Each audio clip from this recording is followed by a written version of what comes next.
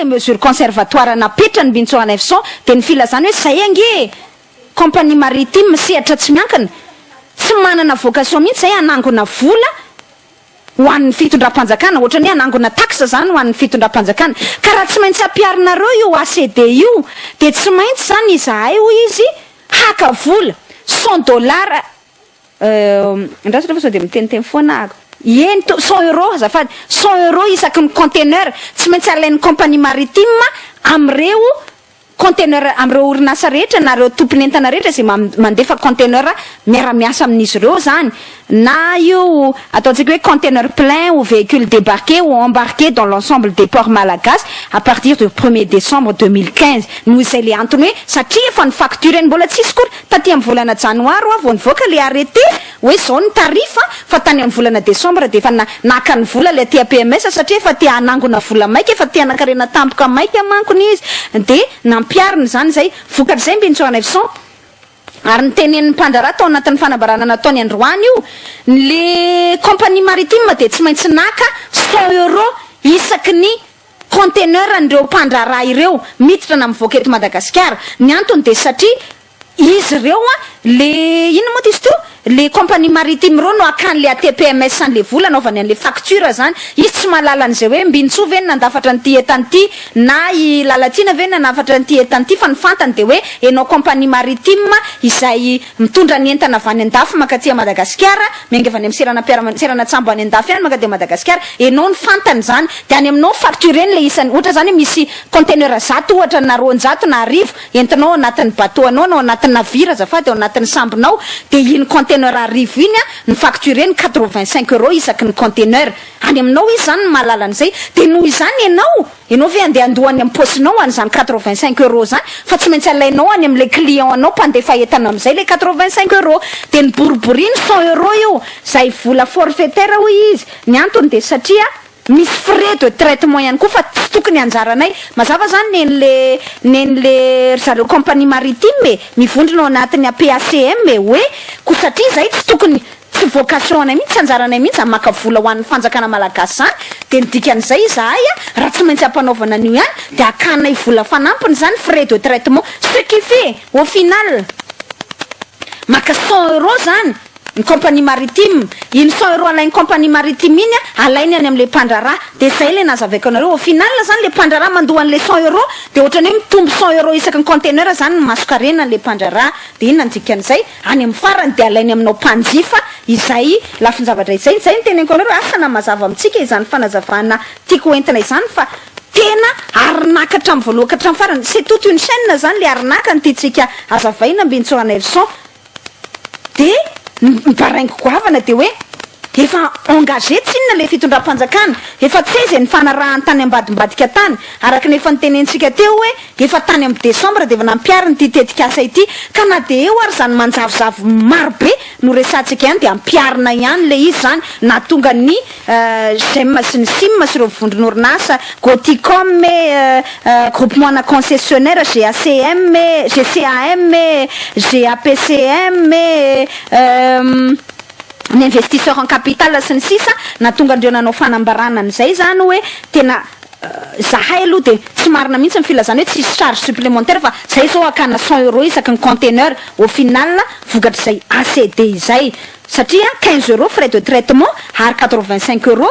isaky ny conteneur ilay takin'ilay ATPMS en totale contradiction avec les assurances données à multiples reprises par les hautes autorités de l'État malagasy zany hoe tena mifanohitra tanteraka en totale contradiction am'le hoe mody miteny zany le fitondram-panjakana aza matahotra nareo fa tsisy vola alaina aminareo kanefa tena misy mihitsy rehefa mandeha zay procédure samihafa hitondranao entana makaty Madagasikara izay mihevitra reto vondron'orinasa ireto fa hoe tena tsy misy mihitsy fondement an'izay fanapahan-kevitra noraisina izay satria moa tsy manaiky miara-midinika amin'ny fitondram-panjakana manao sourd-oreille ny fitondram-panjakana manampitsofina tsy mihaino azy ireo ary satria indrindra ihany koa hoe tsy misy mangarahara mihitsy tsy misy bonne gouvernance mazava mihitsy ao anatin'izay fanapahan-kevitra rehetra noraisy ny fitondram-panjakana izay de zay ny mahatonga ny GEM hoe manao contestation vigoureuse manohitra mafy mihitsiny zany ary nila zany hoe am'izao fotoana masarotiny l'économie peine à décoller zara raha tafarina le toe-karena malagasy efa roa taona mipetrahany fitondrana ankehitriny io ve de mbola tonga amina tranganjavatra tahaka an'izany ihany Bintsona Nelson ary ny tena olana de ity vao mainka tsy mazoto anie ny mpandraraha vao mainka anie tsy mazoto ny mpandraraha ho avy eto Madagasikara zany hoe mametraka olana amin'ny problème d'attractivité zay ngamba no azontsika ilazana azy ary nefa rany any amin'ny pouvoir d'achat anao vahoaka malagasy zay le teneniko teo hoe tena tsotra indrindra ngamba azahoanao azy de hoe misy fiantraikany any anatin'ny volaninao izy satria hiakatra daholo indray vidin'entana zany manomboka amin'ny fampiarana an'io tetika asa hafahafa sadasada nataon'ny fitondram-panjakana io zay tsy voamarina teto araka nambarany teo ka noho izany de manamafy izy hoe foany daholo foany daholo zany le advance le arrêté rehetra na ny institué na nametraka n'io advance cargo declaration io ary etsaka ilan'izay de ajanonay mihitsy aloha ny fanakalozana hevitra afa amin'ny fitondram-panjakana satria tsy misy mihitsy ozy signe fort namba hoe marika zany alefa ny fitondram-panjakana tena vonina marina zay ifandinika sy anao concertation ifandinika sy eno ao anatina hoe dialogue public privé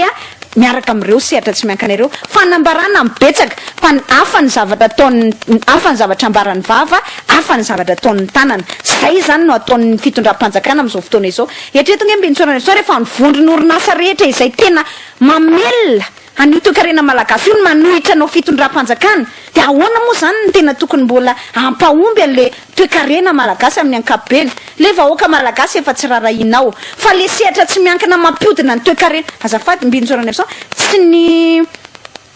ny fitondram-panjakana zany hoe tsy ny orinasa-panjakana mihitsy nge mampiodina ny toe-karena fa ny manao production amin'ny ankapobeny ange ka ny sehatra tsy miankina de nefa ny sehatra tsy miankina ny vononao anatina fanapa-kevitra tahaka ny tony tsy asiana fikaonandoha tsy asiana adi-hevitra mihitsy fa tsy tikano tsy tikano araka nambarako teo fa nga izy ty vitany fanambarana ataon'ny filohan'ny republika re sy tsy zahay mihitsy nandeha amono an'ireo sehatra tsy miankina ireo fa ny ambadika zay nefa mifanohitra tantera ianao mihitsy ny tena mamono an'le sehatra tsy miankina nga vitan'ny fanambarana tsotsotra fotsiny izy ty fa tokony arahana asa le izy fa tsy hoe déclaration d'intention fotsiny zay nge tsy animba sady tsy amono ny sehatra tsy miankina fa rehefa tena jerevanao de mifanohitra am'izay ny zava-misy ka manoloana an'izay zany Bintsona Nelson mikatso le fandrarana am'izao fotoana izao mikatso lay fiaraha-miasa ny fanjakana sy ny sehatra tsy miankina am'izao fotoana izao satria manampy tsofina ny fitondram-panjakana am'ziriziri problème nefa de izao afaka anao marche arrière ve le fitondram-panjakana ho afaka emotra ve le fitondram-panjakana manoloana an'izay fanapa-kevitra fandraisan'izay satria efa nisy engagement natao tany amin'le orinasa TPMS tany zany efa nisy le fifanarahana samihafa ny ambadimbadika tany nidirany orinasa tsy miankina io fa le orinasa tsy miankina manao croiser les bras nanokatra site internet izy de manao croiser les bras de miditra ny 85 € isaky ny conteneur izay le estimation nataon'ny mpandrarao araka ny nambarako anareo teo de hoe farafakeliny zany anoany amin'ny 10 millions de dollars par an anoany ny coût supplémentaire zany hoe ny vola amboniny zany lasa masokarena amboniny zany tsy maintsy antsoroan'ireo mpandraraha ireo vokatra zay fanapa-kevitra nataon'ny fitondram-panjakana izay de mba eritrereto nge Bintsona Nelson ohatrinona ny vola hiditra amin'le orinasy ty de ny fanontaniana mipetraka de hoe ka ohatrinona amin'le vola miditra amin'io le ATPMS orinasa belge io ary zay miara-miasa am'ty béninois Jean Codo efa sadasada ity ny réputation ohatrinona amin'io ary ny tena mba miditra any amin'ny kitapom-bola-panjakana mba mila mangarahara ny vahoaka malagasy fa faravaratsiny zany re ndao ary tsy hoe azo ekena le hoe mampijaly anao vahoaka malagasy satria any amin'ny pouvoir d'achat anao iny misy fetraikany fa faravaratsiny zany ary mba hoe miditra amin'ny fanjakana le voly fa mibaraingo de hoe firisan-jato indray ny an'le sehatra tsy miankina TPMS le orinasa mifanaraka amin'ny APMF amin'io de ohatrinona ny mba any APMF satria mirotsaka any amin'ny io manko le nandeha any vitsivitsy lasa izay zava-misy de hoe mandeha direct any amina compte bancaire any a Dubai nge le vola Bintsona Nelson fa tsy eto Madagasikara tsy miditra amin'ny kitapom-bola-panjakana zany fa hoe versena direct amina compte anankiray compte en devise ary compte en devise io de any a Dubai compte ny fitondram-panjakana malagasy fe zany compte bancaire ny fitondram-panjakana malagasy fe any a Dubai baraingo goavana be fa zay mihitsy le arrêté farany nataondry zareo teo anivony APMF Bintsona Nelson hoe